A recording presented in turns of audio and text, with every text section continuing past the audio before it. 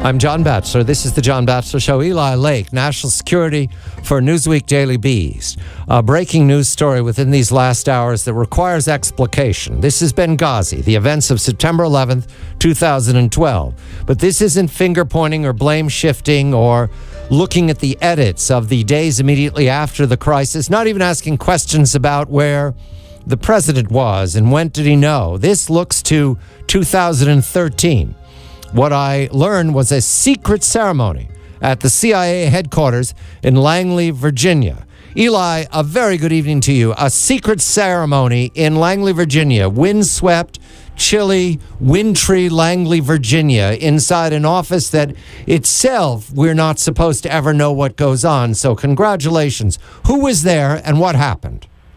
Well, this was a ceremony to honor CIA officers from the Benghazi base. The fact that there was a CIA base in Benghazi, even though it has been widely reported in the American and international press, is still a classified secret to the U.S. government. So any mention of the CIA's activities in Benghazi is still classified and cannot be shared with the public.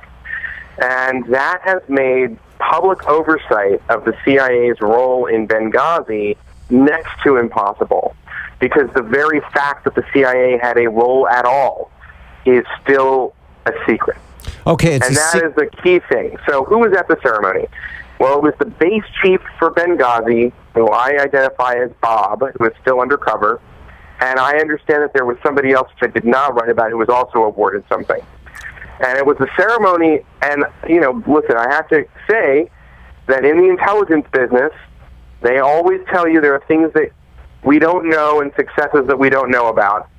But with that caveat, we can say that Bob is at least indirectly responsible for one important error on the evening of Benghazi, which is that his officers were responsible for vetting the militia that melted away and failed to do its job to be the first line of defense. And that was the February 17 Martyrs Brigade. Right. And the job of understanding who they were and how they would perform in a crisis was a job for the CIA. I want to go over the details here about what we know about this ceremony. Bob, and that's not his name, nom de guerre, was given a medal. So was one other person from the station given a medal. To your knowledge, this medal given to them was in reward for doing a good job that night? Do we know what the criteria of a good job is? You lose an ambassador, you are cut off, there is no rescue effort mounted until the next day, 2 operators and another State Department employee are dead. There is a vast scandal in the United States of America at the State Department, at the CIA, at the NSC, and the White House, and you're given a medal? Do we understand that? Let me say this. The rescue effort from the CIA contractors from the annex in Benghazi was heroic. They managed to save all but 2 in a complete security meltdown.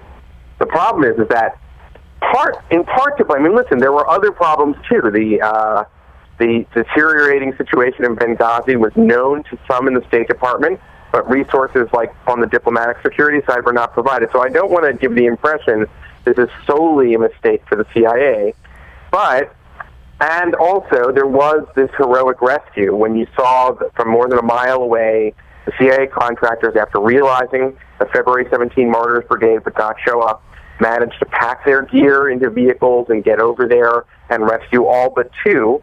And in that sense, while returning fire, direct and indirect, it's a very dramatic rescue, and they managed to take people from the diplomatic mission to the CIA annex, which I would say is no small feat. I'll go along with that, Eli. I will mention, because I read too much, Operation Market Garden, September 1944, an attempt to push 3 airborne divisions right up to the gates of Germany. It was a failure. They had to pull the British air division out under fire. They lost like 70% of their men.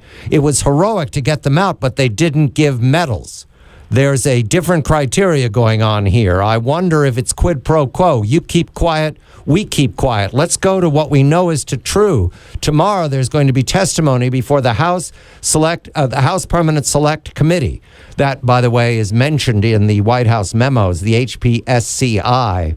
This won't look good if they read it. Let's take it out was part of the reference. I paraphrase. That's a paraphrase, White House. I'm not quoting. Okay. There's testimony tomorrow. This testimony includes Michael Morrell, who was acting director of the CIA. Is this going to speak to that medal ceremony? Are there going to be questions about this? Do we know, Eli? I know that it is a Benghazi-related hearing. I would imagine the fact that I wrote this story, I know that the committee has read it. I know that others in Congress have read it. I know the agency has read it. I would imagine that it would come up. Right. But I want to only report what I know, and I do not know that for a fact. And this is going to be yet again a closed hearing. And it does get to the issue, which is that the State Department has absorbed most of the political blame for the entire incident. And the CIA has not had that same level of public scrutiny. And in that respect, I think that you have to understand. I mean, I would say the following also. The State Department's own external review, known as the ARB, doesn't get into who attacked us, doesn't get into why they attacked us. It doesn't get into a lot of issues which are still kind of remain, there hasn't been an official line from the U.S. government on that. And I think that you have to look at what the CIA was doing in Benghazi in the lead up to that attack. I'm not saying that it was retribution for their activity, but I'm skeptical that the only people who knew that this was a CIA station was the CIA in Libya. I would imagine others in Libya may have known that. And I'll just leave it there. February 17 Martyrs Brigade. The vetting of that was the responsibility of the CIA, which may or may not have been operating under diplomatic cover as State Department employees. The recent arrest of Mr. Fogel as a CIA agent in Moscow, that's an example of diplomatic cover for clandestine services. So the February 17th Martyrs Brigade. Do we know if the February 17th Martyrs Brigade was part of the attack? Do we know if it cooperated with the attack? Do we know where they are tonight? First of all, it's a vast organization with several fighters, some of whom did fight the evening against the attackers. There have also been reports that there were people who were casing the place, that there was, in the run-up to this, a very important meeting of militia leaders of Benghazi and Ambassador Chris Stevens the day before, in which they threatened to pull their security if their favored candidate for prime minister did not win the vote in the parliament that was actually scheduled for September 12th. So the idea of pulling security was very much in the air and was discussed. And the militias in Benghazi on September 11th, 2012, were the equivalent of the police. They were the equivalent of the gendarmes. They were supposed to be the front line of defense. That was the state's monopoly of violence right there in a very weak institution, these militias, and they're not the same as the police. And one thing that you hear from the CIA and others in the government when you bring this up is that you're not dealing with a lot of great options in Benghazi in terms of partnering with a militia in that regard. But there was another explanation, and that is in Tripoli, the tribe of Zintan, which provided the fighters for the February 17 Martyrs Brigade from Benghazi, had different politics than the Zintan tribe in Benghazi. And my understanding is it was assumed that the loyalties of the Zintan tribe in Tripoli would be the same as the loyalties of the Zintan tribe that provided so many fighters for the February 17 Martyrs Brigade.